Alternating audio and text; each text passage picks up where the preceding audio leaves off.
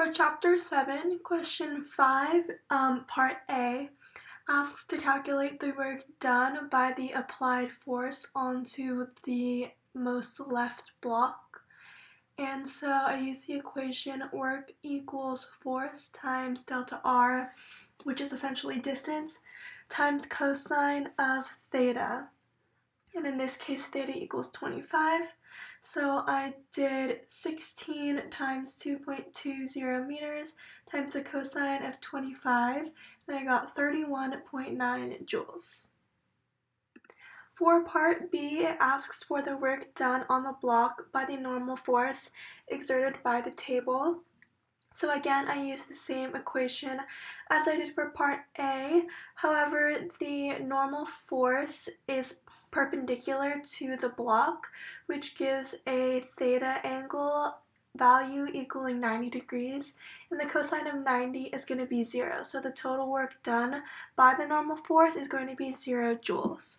Similarly, for Part C, it asks for the work done on the block by the gravitational force, and the gravitational force is perpendicular to the block, so cosine is going to be 90, and that is equaling 0 joules for the work.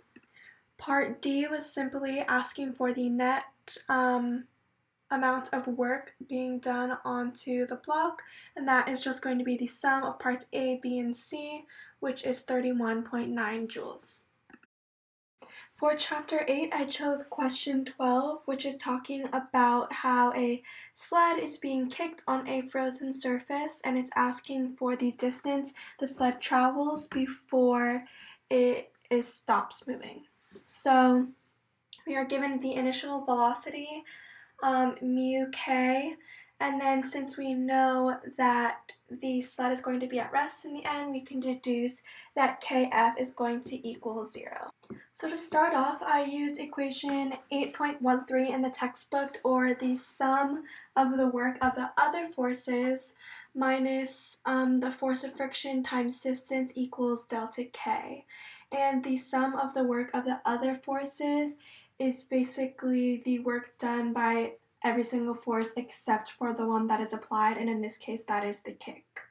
But the other forces other than the kick are going to be the normal force and the gravitational force, both of which are perpendicular to the point in which the force is applied, and so delta or sigma w of other forces is going to equal 0 in this case.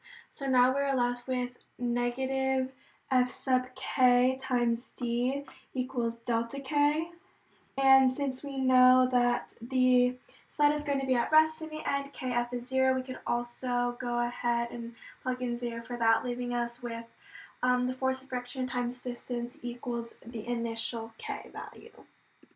Additionally, we know that k sub I is going to be equal to 1/2 mvi squared. So when we plug that in, we get an equation of f sub k times d equals 1/2 mvi squared.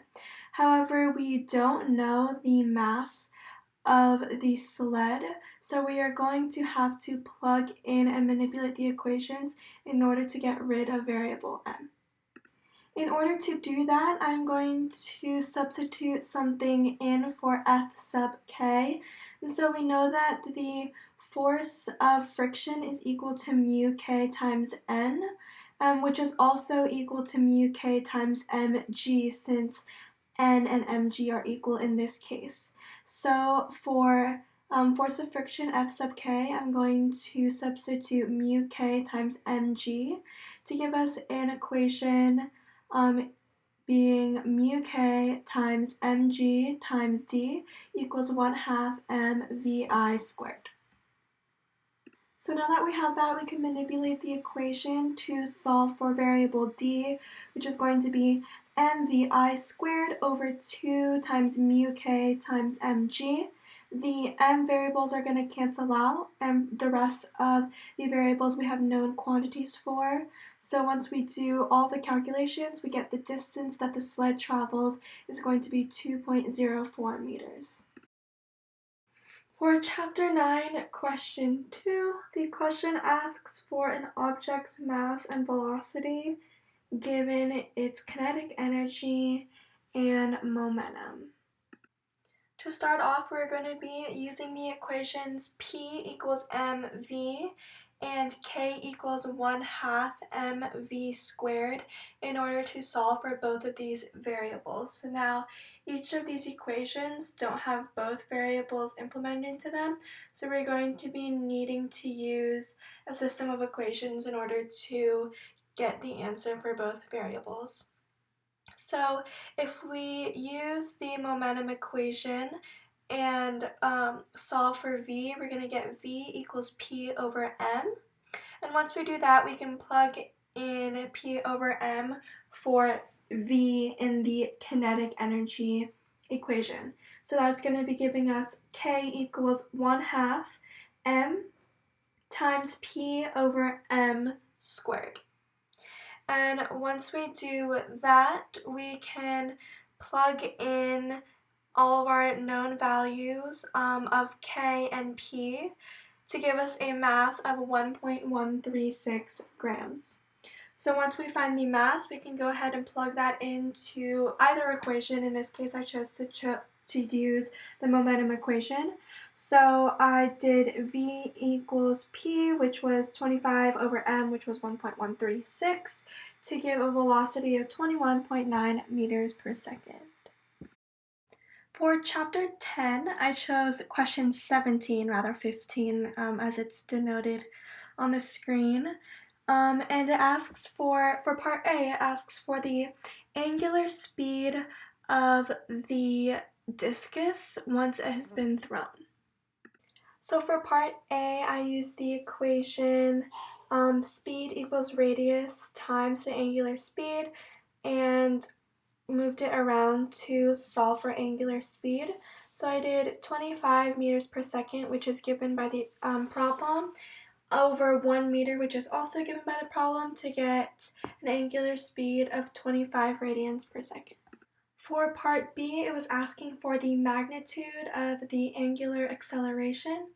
So I used the equation angular speed final squared equals angular speed initial squared plus 2 times angular acceleration times delta theta.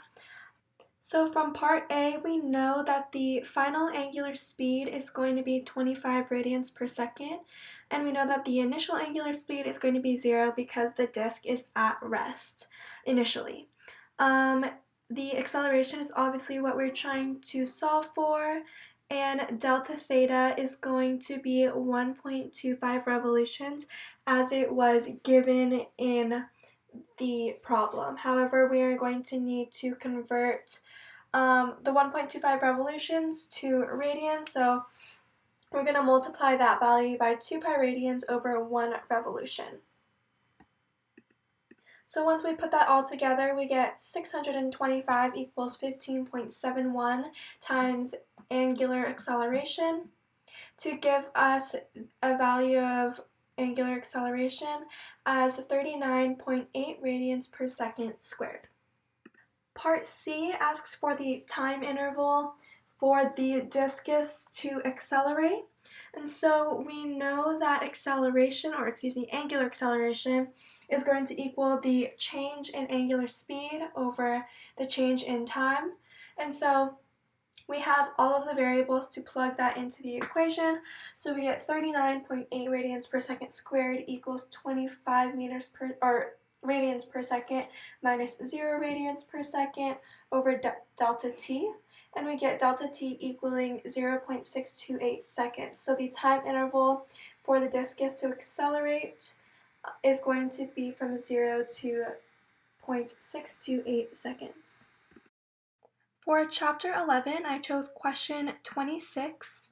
And for part A, it was asking to calculate the angular momentum of the Earth due to its spinning motion about its axis. And so in order to calculate that, I used the equation L equals I times angular speed. And so we need to calculate both inertia and angular speed in order to get the momentum. So first for part A, we know that the Earth is a uniform solid sphere. So to calculate inertia, we're going to use inertia equals 2/5 times m times r squared. The case for mass is going to be 5.972 times 10 to the 24th kilograms. And since the Earth is rotating about its own axis, the radius is going to be 6.38 times 10 to the 6th meters. Once we plug in all those values in for the inertia equation, we get that the inertia equals 9.723 times 10 to the 37th kilograms times meters squared. To get angular speed, we're going to use the equation angular speed equals theta over t. And so for theta, we're going to do 1 revolution. And since 1 revolution for the Earth to rotate about its axis is 1 day, we're going to use time to be 24 hours. And then we're just going to convert the units to radians over seconds. So that's going to be 2 pi radians over 86,400 seconds to get the angular speed equaling 7.27 times 10 to the negative 5th radians per second. So once we multiply the inertia value and the angular speed value, we get that the angular momentum equals 7.07 times 10 to the 33rd kilograms times meters squared over seconds. For part B, it asks to calculate the angular momentum of the Earth orbiting around the Sun. So our inertia equation is going to differ a little bit in that the Earth is acting as a particle rather than rotating as a solid sphere amongst itself. So inertia is going to equal mass times radius squared.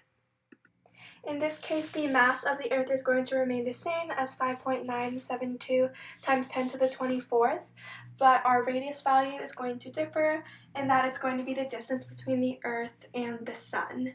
So the radius is going to equal 1.503 times 10 to the 11th meters. And once you multiply those in the equation, we get the inertia value to be 1.35 times 10 to the 47th kilograms times meters squared. Similarly, for the angular speed, we're going to use angular speed equals theta over time, and 1 revolution in this case is going to be 1 year since the Earth is orbiting the Sun. So to convert those values into radians per second, it's going to be 2 pi radians over 365 days times 86,400 seconds, since that's how many seconds are in 1 day. And that gives us an angular speed of 1.99 times 10 to the negative 7th radians. So once we apply our values of inertia and angular speed, we get that the angular momentum equals 2.69 times 10 to the 40th kilograms times meters squared over seconds. Lastly, for part C, it asks to explain why the answer in part B is larger than the answer in part A, even though it takes a longer time for the Earth to go once around the Sun than it is to rotate about its own axis. And so the reason for that is the moment of inertia. The moment of inertia when the Earth rotates about the Sun is much larger than it is to rotate about its own axis, because the distance between the Earth and the Sun, which is our radius value, is a greater value than the radius of the Earth when it rotates about itself. So even though it takes a slower time for the Earth to orbit the Sun, its moment of inertia is greater, so it makes the overall angular momentum greater.